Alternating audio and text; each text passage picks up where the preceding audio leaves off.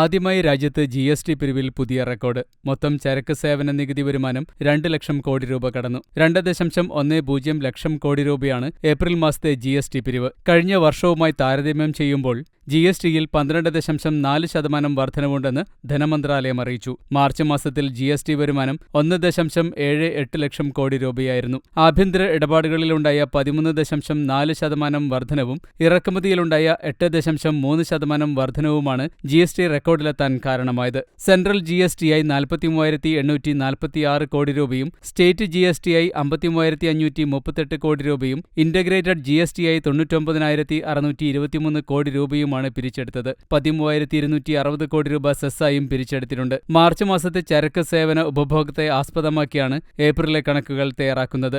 സാധാരണ നിലയിൽ ഏപ്രിൽ മാസത്തെ GST കളക്ഷൻ കൂടുതലായാണ് രേഖപ്പെടുത്താറുള്ളത്. അതിനു പുറമെ രാജ്യത്തെ സമ്പദ് വ്യവസ്ഥയിലെ ഉണർവും നികുതി പിരിവിലെ കാര്യക്ഷമതയുമാണ് ഏപ്രിലെ GST കളക്ഷൻ 2 ലക്ഷം കോടിക്ക് മുകളിലെത്താൻ കാരണം. കേരളത്തിന് GST വരുമാനത്തിൽ നിന്ന് 3,271 കോടി രൂപ ലഭിക്കും. മുൻ വർഷത്തെ അപേക്ഷിച്ച് 9% വർധനവ്. 37,671 കോടി രൂപ GST വരുമാനം ലഭിക്കുന്ന മഹാരാഷ്ട്രയാണ് മുൻപന്തിയിൽ. കർണാടകയ്ക്ക് 14,593 കോടി രൂപയും ഗുജറാത്തിന് 11,721 കോടി രൂപയും അയൽ സംസ്ഥാനമായ തമിഴ്നാടിന് 11,559 കോടി രൂപയും GST വരുമാനമായി ലഭിക്കും. GST പിരിവിൽ ഏറ്റവും കൂടുതൽ വളർച്ചയുണ്ടായത് അസമിലാണ്, 25%. 2023-24 സാമ്പത്തിക വർഷത്തെ ശരാശരി പ്രതിമാസ വരുമാനം 1.68 ലക്ഷം കോടി രൂപയായി വർദ്ധിച്ചു. മുൻവർഷമാകട്ടെ ഇത് 1.51 ലക്ഷം കോടി രൂപയായിരുന്നു.